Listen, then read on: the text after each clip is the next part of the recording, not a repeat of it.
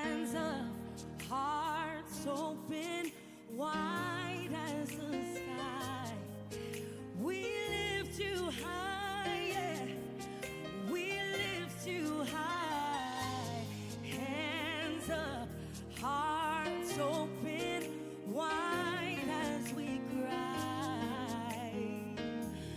God, we lift your name high. Just sing that one time. Narcissism in a Romantic Relationship Part 3. Today we are talking sex with a narcissistic partner. Today we are deep into their bedroom so that we will understand what normally happens in their bedroom. How abusive is their sex life? When you first get together with your narcissistic partner, your partner might appear kind. Your partner might appear madly dedicated to you and the relationship and your sex life.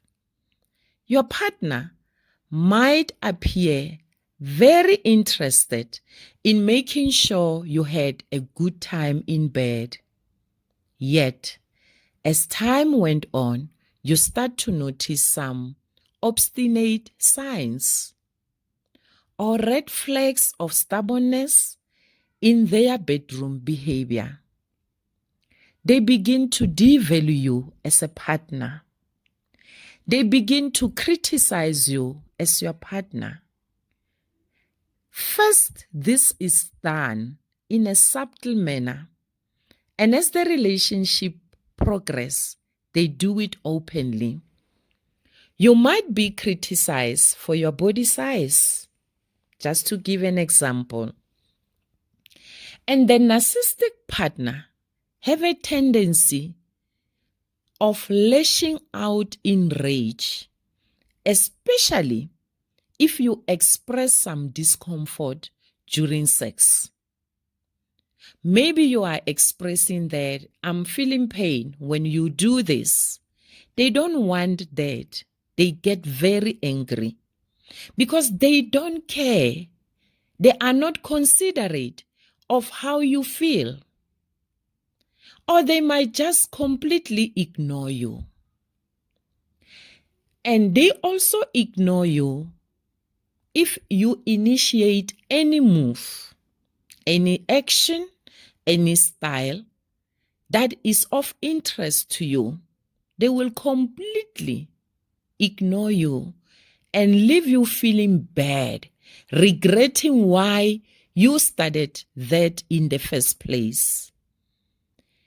They no longer seem to consider what you enjoy in bed, but instead seem entirely focused on their desires. They only seem to care about physical pleasure, no emotions attached.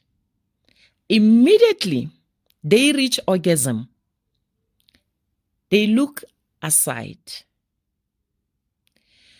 This means that post-coital cuddling and pillow talks disappear, is gone.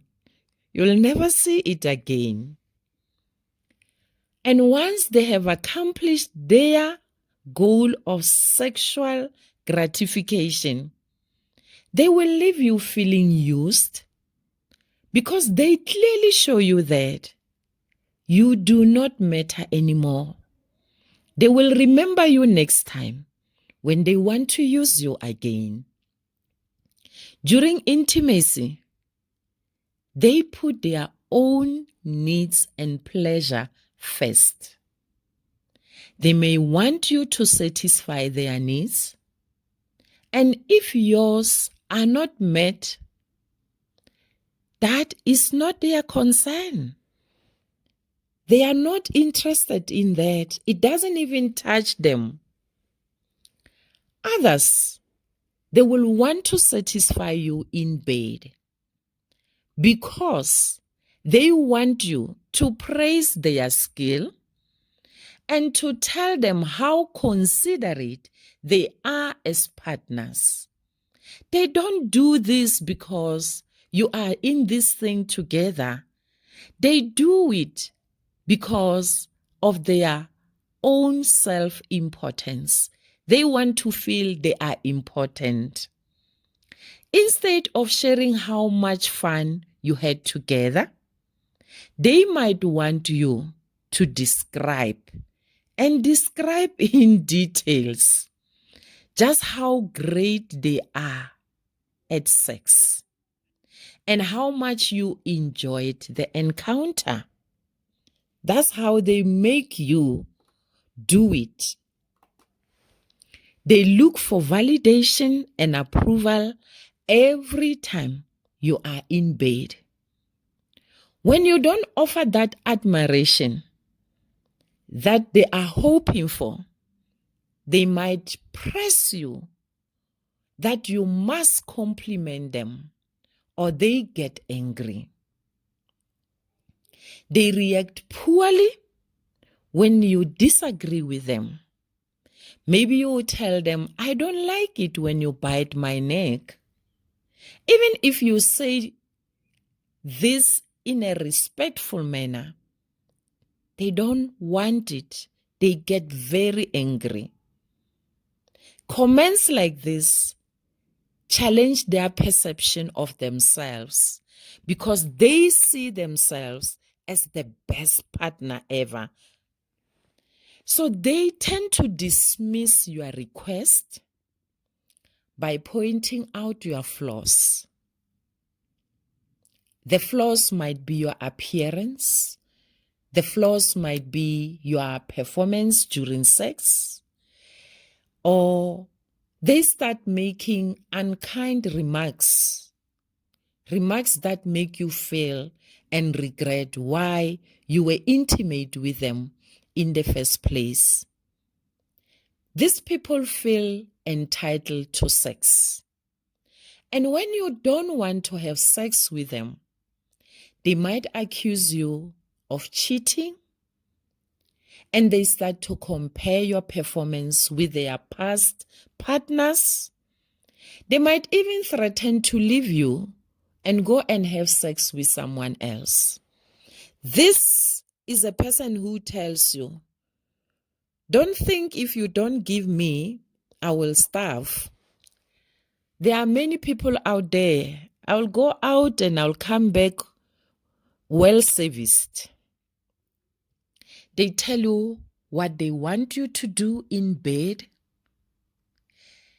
what position they want, what you should wear when you come into bed, and what you should say to them during sex. And if you don't say it, they remind you, say 1, 2, 3. They don't ask your opinion or consider that you might want to try something else. It's all the position they want, how they want sex to be done at that particular moment. You don't have a say. They can leave you feeling more like an object than a partner. I trust that after we had this lengthy, insightful dialogue from part 1, today we are part 3. We now have an idea of how narcissistic traits present themselves in a romantic relationship. When you discover that your partner has these traits, or you have these traits, seek professional help. Stay tuned. We will be talking about children of narcissistic parents. We will be talking about sex and sexual narcissism. And sexual narcissism is a different topic from today's discussion. Stay blessed.